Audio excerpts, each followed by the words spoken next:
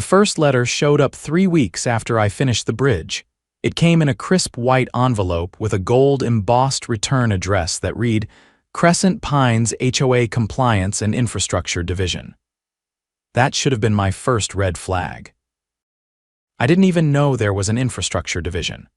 I opened it with greasy fingers, still wearing my welding gloves.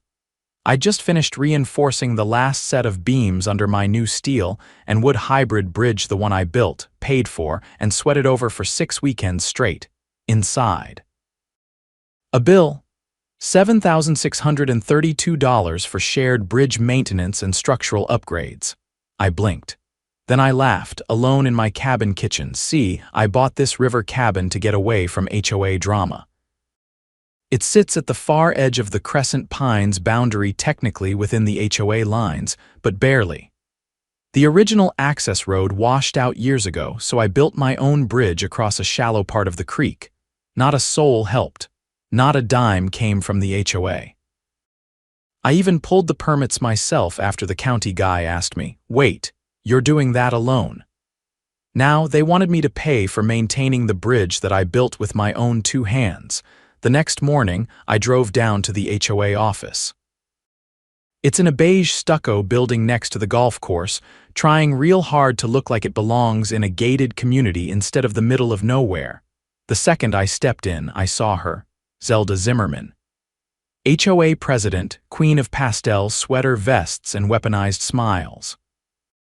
Her hair was sprayed into a helmet, and she had that look like she just caught someone parking an inch over the line. Well, Mr. Ryland Jacobs, she said, flipping through a manila folder with my name on the tab. We've been expecting you. Cut the dramatic crap, I said, walking up to the counter. You sent me a bill for a bridge I built myself. What kind of scam are you running? Zelda didn't even blink. That bridge connects directly to the community's emergency access route. Therefore, under Article 12, subsection C, it qualifies as shared infrastructure. There was no bridge there until I built one, I snapped, and it doesn't connect to any HOA-maintained road. It connects to my cabin. That's it. She gave me this sugary smile. Our legal team reviewed the situation. If you'd like to contest the invoice, you'll need to submit a compliance dispute form, Form 11A. There's a $25 processing fee. I stared at her, then laughed. You people are unbelievable. She leaned in with a fake whisper. You're part of the HOA now, Mr. Jacobs. We all have to do our part, even the rugged types. I left before I said something I'd regret. Back at my cabin, I pulled out the bridge permits, blueprints, and photos I'd taken during construction. Then I started digging county zoning maps, property lines, HOA bylaws. I found something. Zelda was lying. She knew the bridge sat entirely on my private parcel, and that emergency route. It didn't legally exist. It was a trail on paper, only never approved by the county. But the HOA had started calling it a route in hopes of forcing me into their little maintenance game. They wanted my bridge. And they wanted me footing the bill. They picked the wrong guy. The next day, I drove down to the county records office. The building smelled like old carpet and burnt coffee, and the clerk behind the counter looked like she'd been fighting paper cuts since the Nixon administration. But she was sharp. When I asked for the land survey archives and easement records for Crescent Pines, she pulled them within 10 minutes. I spread the documents across the table in the public records room, snapping photos with my phone as I went. My parcel was crystal clear, fenced in by creek bed on 3 sides and a narrow strip of forest on the 4th. The only access path was the bridge I'd built. No easements. No shared infrastructure. No mention of any emergency route, proposed or otherwise. Just a footnote in an old HOA proposal from 15 years ago, stamped rejected in red. I drove home with a folder full of facts and a fire in my gut. That night, I installed a trail camera facing the bridge, hidden beneath the cedar railings. Something about this whole situation felt off. I'd seen a few fresh boot prints near the creek the day before, way too close to my tool shed for comfort. I wasn't taking any chances. By morning, the camera had paid off. I reviewed the footage over coffee and nearly dropped my cup. At 2:17 a.m., a man in a reflective vest and work gloves crept across the bridge, knelt down, and screwed a small metal sign into the handrail. I paused the video and zoomed in. Property of Crescent Pines HOA shared emergency access. Unauthorized use prohibited. They were trying to fabricate ownership. I printed the photo, along with timestamps and metadata, and drove straight to the sheriff's office. Deputy Latham met me in the lobby with his usual half-interested drawl until he saw the footage. Then he stood up straighter. "Jacobs, this looks like tampering with private property," he said. "You file a trespass complaint yet?" "Not yet." "Figured you'd want to see this first." He nodded, grabbed his clipboard, and walked me through the paperwork. I filed the complaint under criminal mischief and trespassing. Latham said he'd drive out and take a look himself within 48 hours. Back at the cabin, I called a friend from my welding days, Lenny, who now worked as a structural engineer for the county. He agreed to come inspect the bridge and certify it as privately constructed and maintained, just in case the HOA tried to claim it was a community project retroactively. He showed up that Friday with a clipboard, boots caked in red clay, and a thermos of gas station coffee. "Damn fine work, Rylan," he said, tapping one of the main support braces. "Overbuilt, honestly. You could drive a tank over this." We walked the full span, and he photographed every weld, every bolt, every support. By the time he left, I had a signed report with stamped schematics and a notarized affidavit confirming I'd built the structure on private land, with no external funding or workforce. I dropped a copy off at the sheriff's office and another at the county zoning board. Then I sent a certified letter to the Crescent Pines HOA office, enclosing a cease and desist notice and a copy of the footage of their little midnight sign installer. For a week, there was silence. Then came the certified letter from the HOA's legal affairs liaison, a guy named Trent Mulrooney. The letter was thick, printed on high-gauge paper like they thought weight added authority. They were now accusing me of obstructing emergency infrastructure and endangering the community by refusing to comply with shared safety protocols. They threatened a lien on my property if I didn't pay the original amount plus a new, non-compliance penalty. That was the moment I knew this wasn't about the bridge. It was about precedent. If I got away with ignoring them, other residents might start pushing back too. I called my cousin Mara. She's an assistant district attorney over in Oak Ridge County and has zero patience for bureaucratic overreach. "This sounds like civil fraud and coercion," she said after I forwarded the documents. "Especially if they're trying to assign ownership where there is none. I'll make a few calls." 3 days later, a state investigator contacted me. Turns out, this wasn't the first shady stunt Crescent Pines HOA had pulled. Another resident had a similar story, fabricated fees for a community wildlife fence that didn't exist, but she'd paid out of fear and moved shortly after. The investigator asked if I'd be willing to provide my footage and documentation for a broader case. "You're damn right I'm willing," I said. Meanwhile, Zelda wasn't backing down. The next weekend, I caught her personally walking the trail near the bridge with 2 clipboard-wielding men in polo shirts. I watched from my front porch, coffee in hand, as she gestured dramatically toward my property line. I walked down and leaned on the post near the trailhead. "Afternoon, Zelda," I said. "Bringing city inspectors to your fantasy road." She turned, startled. "Mr. Jacobs, this is a formal inspection under HOA code. This land isn't under your jurisdiction," I cut in. "And those men aren't inspectors," I called the county. "You didn't file any permits for this visit." One of the clipboard men shifted uncomfortably. "Am I being recorded?" he asked. "Yup," I said, tapping my phone. "And so are you. My property, my rules." Zelda's lips pressed into a hard line. "You've made this unnecessarily difficult, Mr. Jacobs." I smiled without warmth. "You tried to steal my work, you snuck onto my land, you planted false signage, and now you're lying to your own board." You think I'm the difficult one? She stormed off without another word, the two men trailing her like nervous ducklings. That night, I emailed the state investigator everything: the footage, the new photos, the audio recording from the trail, and the full HOA correspondence. I didn't leave out a single detail. A week later, the subpoenas started flying. The county sheriff's office raided the HOA office for records. Turns out, Zelda and her board had been billing dozens of residents for projects that were never completed or didn't exist at all. The audit revealed over $80,000 in phantom maintenance charges in the last fiscal year alone. They froze the HOA accounts pending investigation. Zelda tried to blame it all on clerical errors, but nobody was buying it. Her legal affairs liaison, Trent, he vanished. Quit his post and skipped town the same day the subpoenas hit. The state flagged him for questioning. Deputy Latham stopped by my cabin the following week. "You might want to come to the next town council meeting," he said. "They're talking about dissolving the HOA charter altogether." I hadn't smiled like that in ages, but I wasn't done. Not yet.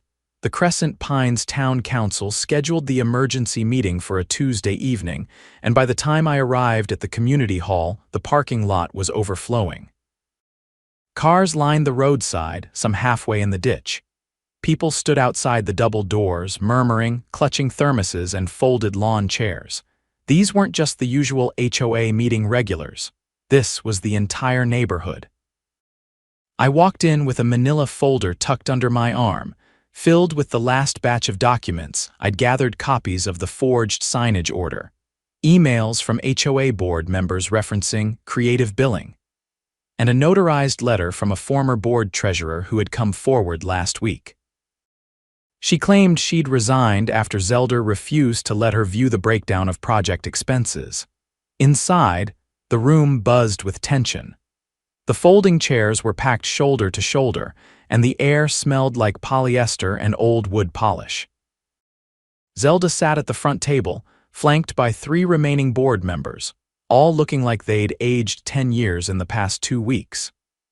One man, who I recognized from the HOA newsletter as the treasurer's replacement, kept tapping his pen on a stack of untouched financial reports. Mayor Gregson called the meeting to order with a sharp rap of the gavel, though the noise barely cut through the chatter. "We'll begin with citizen reports," he said, adjusting his glasses and looking straight at me. "Mr. Jacobs, you filed for priority speaking rights. You have the floor." I stepped forward, unfolded my documents, and placed them on the podium. "The bridge they tried to bill me for sits entirely on deeded private land," I began, voice steady. "Built without HOA funding, manpower, or oversight. But they labeled it as shared emergency infrastructure to justify an invoice they had no legal right to issue." Zelda opened her mouth, but Gregson held up a hand. "You'll have your turn," I continued. "I have photographic evidence of unauthorized entry onto my property, including a staged installation of signage claiming HOA ownership. I've submitted all this to the state investigator, along with communications between board members suggesting they knew the emergency route was never formally approved." I held up a printed email with highlighted text. Here, one board member writes, "Technically, we can't enforce payment, but if we label the project as communal, most residents won't question it. That's fraud. And it doesn't stop with me." At that, a woman in the second row stood up without being called. "They billed me for a fence I never saw," she said. "Claimed it was for coyote mitigation. I live 2 blocks from the highway." Another voice from the back. "I paid over $4,000 for a shared drainage project. Turns out it was a culvert on Zelda's street." The room erupted. Dozens of voices cut through each other, names of fake projects, inflated invoices, unexplained late fees, all shouted into the thick air. Gregson banged the gavel again, louder this time. "Enough. This is now a criminal matter. We'll take statements one at a time, orderly, and submit everything to the county prosecutor." Zelda stood, her tone brittle. "These accusations are based on misunderstandings." Our records are complex, and some charges may have been miscoded. You authorized a lien on my home over a phantom sidewalk, said an elderly man near the middle row. There's not even a sidewalk within 4 blocks. That shut her up.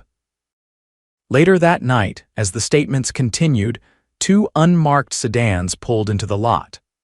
The state attorney's office sent an official from the Public Integrity Division, along with a plainclothes officer from the county sheriff's Financial Crimes Unit. They quietly collected every document submitted during the meeting and requested digital files from the mayor's office. I stayed to the end.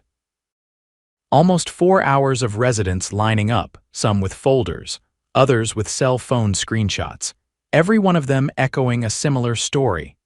Fees with no basis, invoices that couldn't be explained, threats of fines for non-existent violations. One man had even been billed for seasonal wildlife corridor restoration, which turned out to be a pile of mulch dumped in a drainage ditch. The following morning, local news vans were parked outside the HOA office.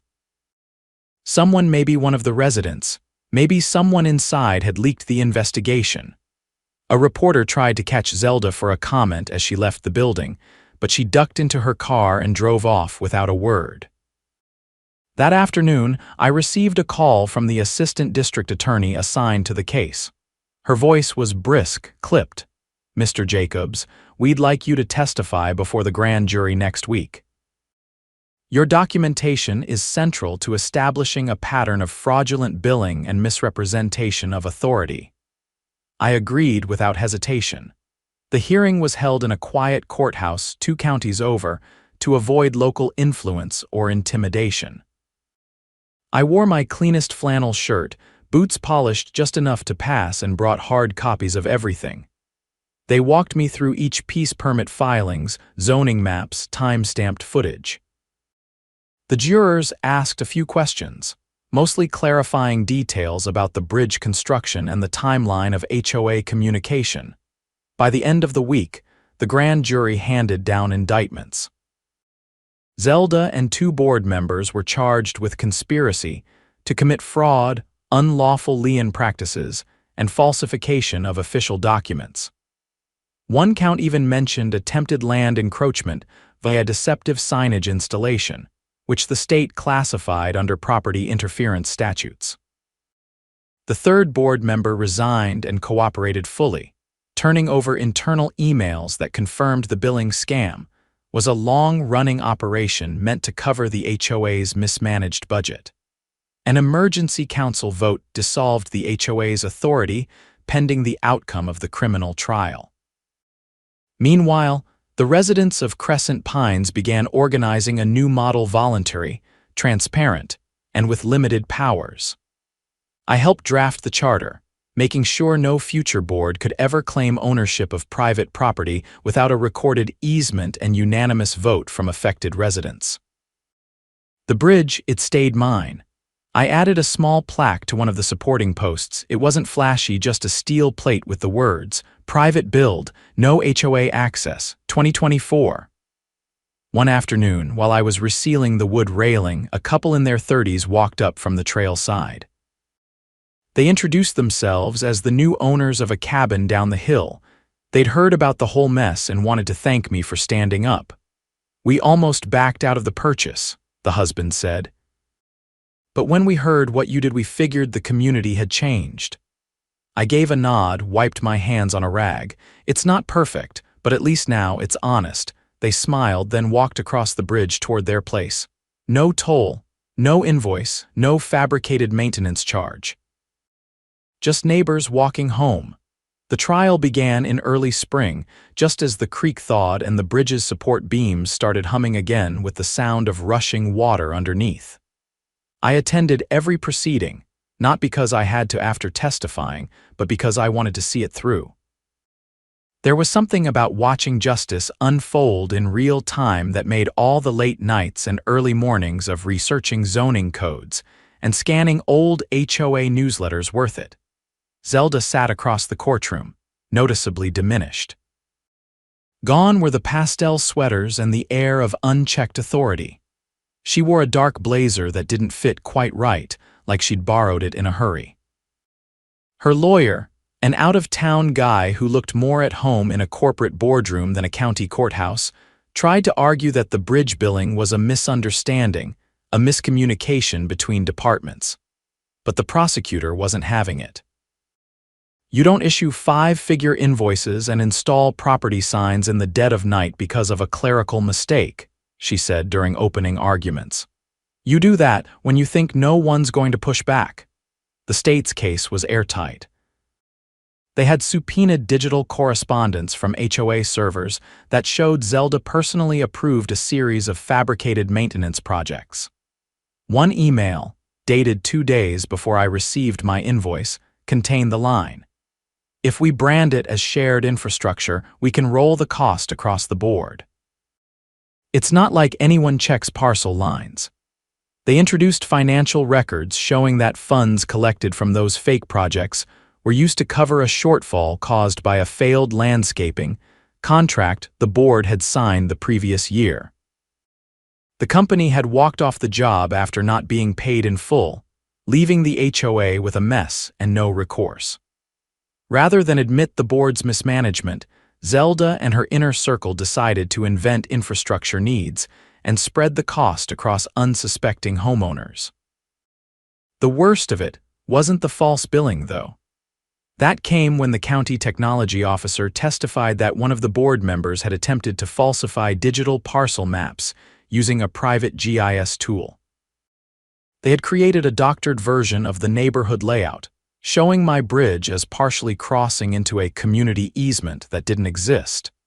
That map had been printed, laminated, and handed out at the last annual HOA meeting before the investigation started. That was the final nail. The judge ordered an immediate audit of every HOA action taken in the past 5 years. The verdict came down in the 3rd week, guilty on all primary counts. Zelda was sentenced to 2 years in a minimum security facility with an additional 18 months suspended under probation. The 2 remaining board members received house arrest and restitution orders. The third, who had resigned and cooperated early, was given immunity in exchange for testimony. After the sentencing, the town council voted unanimously to dissolve the old HOA charter. The state appointed a temporary oversight committee to handle neighborhood functions until residents could elect a new voluntary board with no power to fine, lien, or issue compliance threats. The old HOA office was padlocked and later converted into a community lending library and tool shed. I didn't run for a position on the new board, but I did volunteer to help draft the bylaws. They were short 10 pages total. No member could hold office longer than 1 term, and no decision involving property could be made without unanimous consent from affected homeowners. The committee couldn't touch private land, couldn't charge fees without itemized public budgeting, and couldn't enforce anything without a public vote. It was simple, honest, exactly what it should have been in the first place. One warm Saturday in May, while I was replacing a few warped planks on the bridge deck, a group of neighbors gathered near the trailhead with folding chairs and coolers. I didn't recognize most of them. New faces, probably moved in after the scandal broke. A woman who'd bought the log house downstream waved me over. "We're doing a neighborhood potluck," she said. Figured it was time we all met without someone threatening to fine us for the shape of our mailboxes. I carried over a tray of smoked venison and set it on a folding table between a bowl of potato salad and someone's homemade lemonade. As people mingled, the conversation stayed light gardens, spring runoff, a bear that had been spotted near the edge of the woods. Not one mention of fines or regulations, no one looking over their shoulder. As the sun dropped behind the tree line and the creek glowed gold in the last light, a teenage kid picked up a guitar and started strumming. Someone handed out marshmallows. Kids chased each other near the fire pit someone had built out of old patio stones. Later that evening, the mayor stopped by. He'd heard about the gathering and came by to say a few words, not as a politician, just as a neighbor. "We've learned a lot from what happened here," he said, standing near the fire. About power and trust, and what happens when the people meant to protect a community start using fear instead. It won't happen again. No one clapped, no one needed to, we just nodded, understanding passing between us without needing to be said aloud. A few days later I got a letter in the mail. It wasn't an invoice. It wasn't a compliance warning or a demand for funds. It was handwritten, the ink slightly smudged. Inside was a short note from one of the new residents, a young guy who'd just bought a place near the Ridge Trail. He'd heard about the bridge and the whole mess, and he wanted to say thank you. Tucked inside was a hand-drawn sketch of the bridge in charcoal, signed with his initials and the words "Built Right." I framed it and hung it near the door. The cabin's quieter now. The bridge holds steady, even during the spring floods. The sign I welded to the beam still shines in the morning light, untouched. And the creek keeps flowing, same as it ever did, untamed, unbothered.